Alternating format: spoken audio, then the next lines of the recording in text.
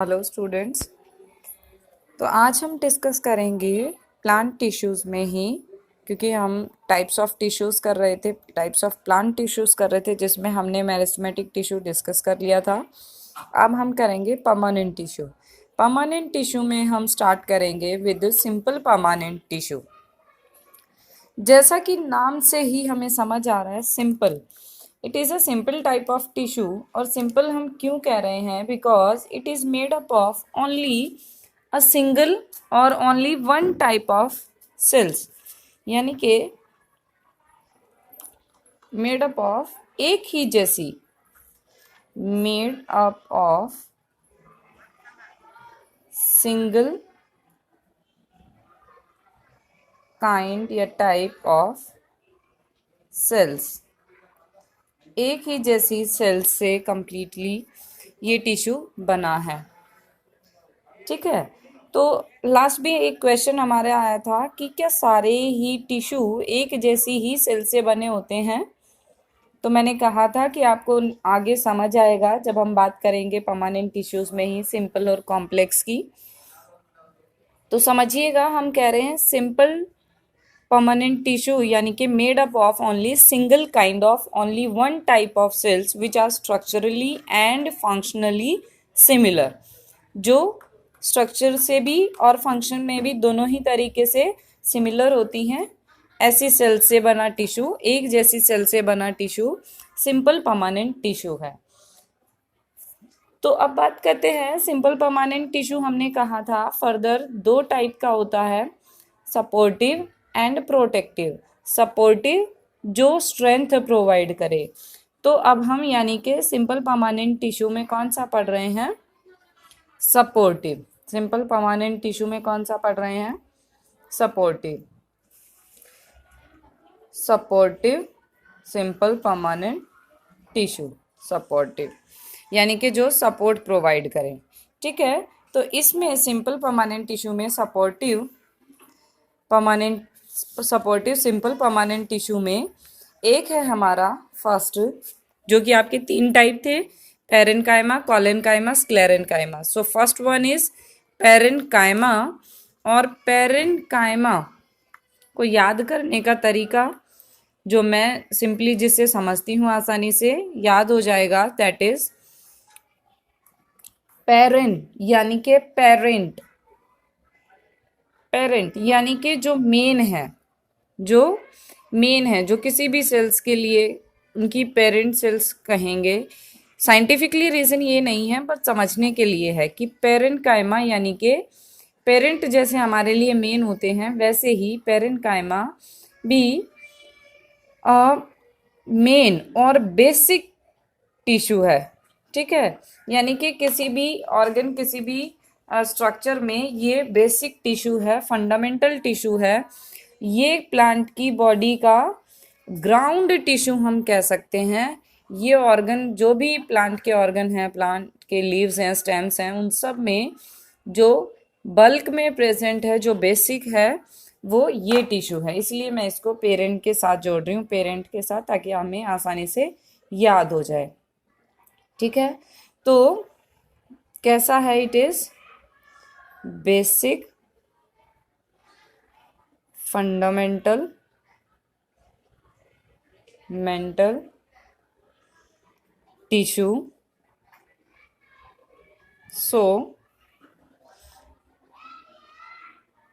so also known as ground tissue। ये complete permanent नहीं है, लिविंग है। इसकी सेल्स जो हैं लिविंग हैं, जैसे कि मेरिस्टेमेटिक टिश्यू स्पेशलाइजेशन में अभी नहीं हुआ है, डिफ्रेंशिएटेड नहीं हुआ है। तो इस तरीके से वो धीरे धीरे उसमें लिग्निन की डिपोजिशन जैसे जैसे स्टार्ट होती है, तो इस टिश्यू के पास अभी लिग्निन की डिपोजिशन नहीं है, इसीलिए ये कैसा है? लिविंग है। तो ये बेसिक है, ग्राउंड टिश्यू है, प्रेजेंट या constitutes bulk of plant tissue, constitutes bulk of plant body या पार्ट्स। ठीक है, देन अब हम बात करेंगे, कैरेक्टरिस्टिक्स को बाद में डिस्कस कर लेंगे कि ये मिलता कहाँ पर है। ठीक है, यानी कि ये टिश्यू कहाँ कहाँ प्रेजेंट होगा। ठीक, तो लोकेशन, किन पार्ट्स में ये टिश्यू प्रेजेंट है। तो जैसे मैंने कहा ये बेसिक होता है, ग्राउंड टिश्यू कहते हैं इसलिए हर पार्ट में ये मिलना है। तो soft parts of all organs of plant like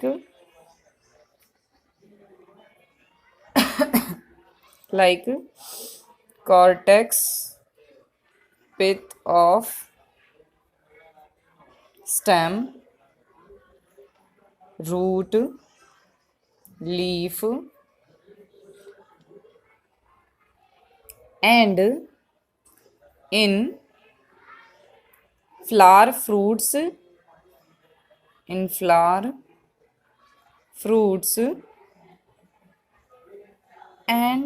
endosperm of seed।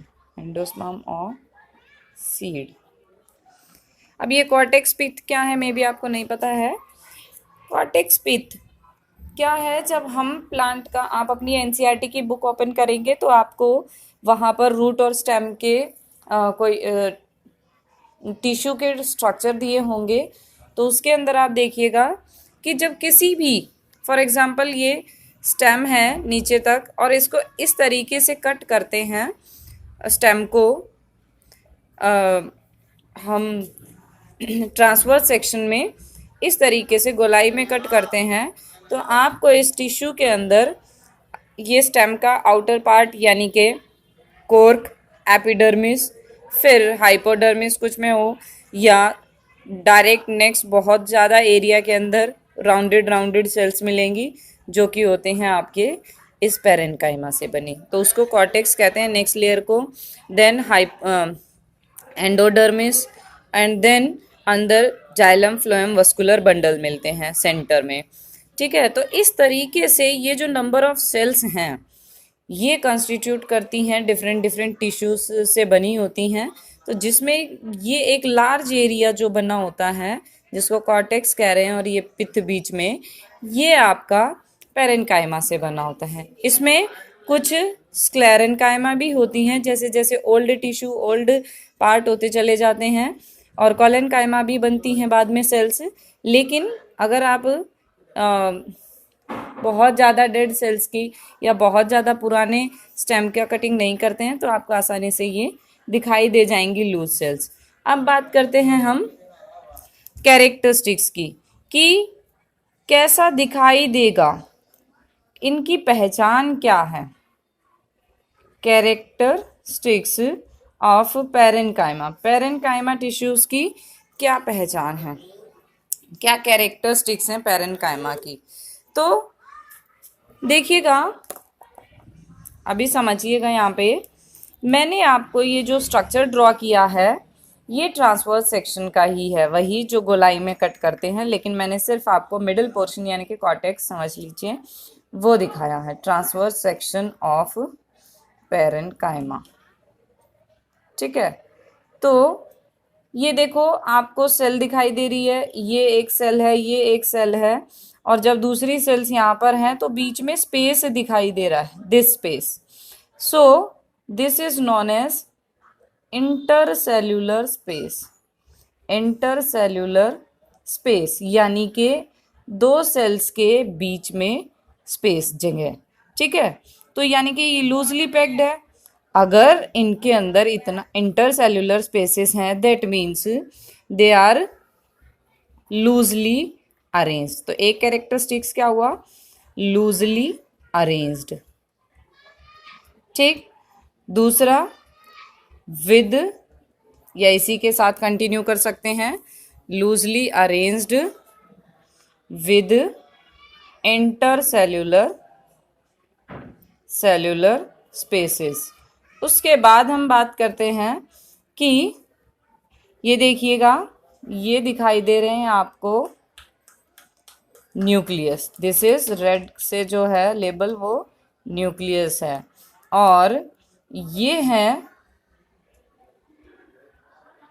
Vacuole. ठीक है, तो इसका मतलब क्या है, पैरेन्काइमा सेल्स जो हैं वो with prominent nucleus, with prominent nucleus यानी कि well developed nucleus and vacuole के साथ प्रेजेंट हैं, एंड वैक्यूल। ठीक है, with prominent nucleus and vacuole. अब बात करते हैं कि शेप कैसी होती है। राउंडेड हो सकती हैं, पॉलीगोनल हो सकती हैं, ओवल हो सकती हैं। ठीक है, इस तरीके से शेप इनकी काफ़ी सारी स्ट्रक्चर हो सकते हैं।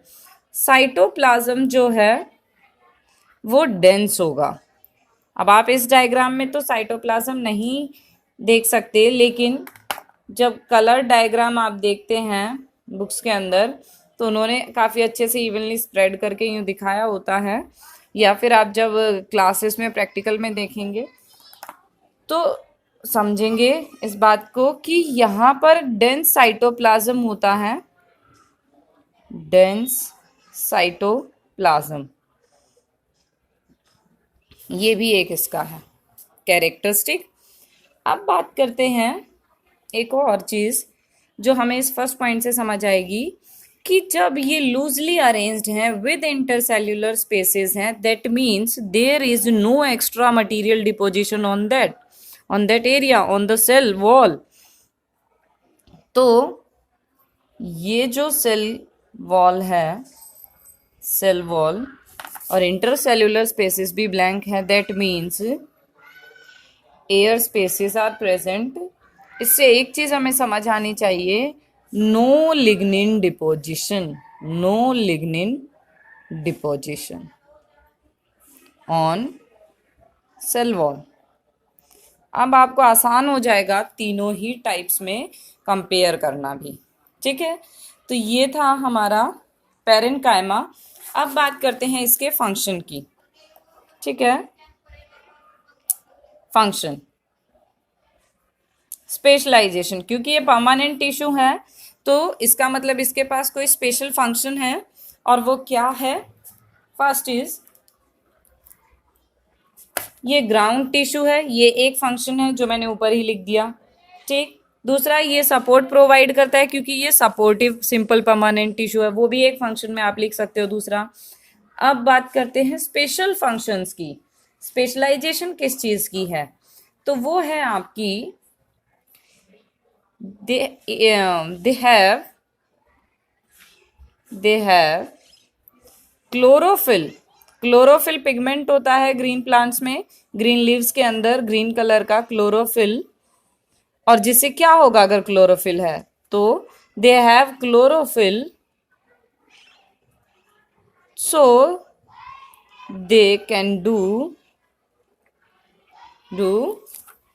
photosynthesis, so they can do photosynthesis। और photosynthesis की वजह से they can do photosynthesis, so the cells are also known as chlorenchyma। so cells are known as chlorenchyma। Chlorenchyma.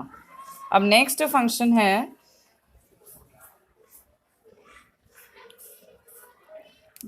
क्योंकि इंटरसेल्यूलर स्पेसेस प्रेजेंट हैं और इनमें गैप है, तो एक्वेटिक प्लांट्स के अंदर स्पेशल है ये भी। In aquatic plants they have large air cavities, they have large air cavities cavities so called aerenchyma, इसीलिए इनको क्या कह देते हैं, एरेनकाइमा। किसको, इस पेरेनकाइमेटस टिश्यू को क्या कह देते हैं, एरेनकाइमा। क्या कह देते हैं, एरेनकाइमा।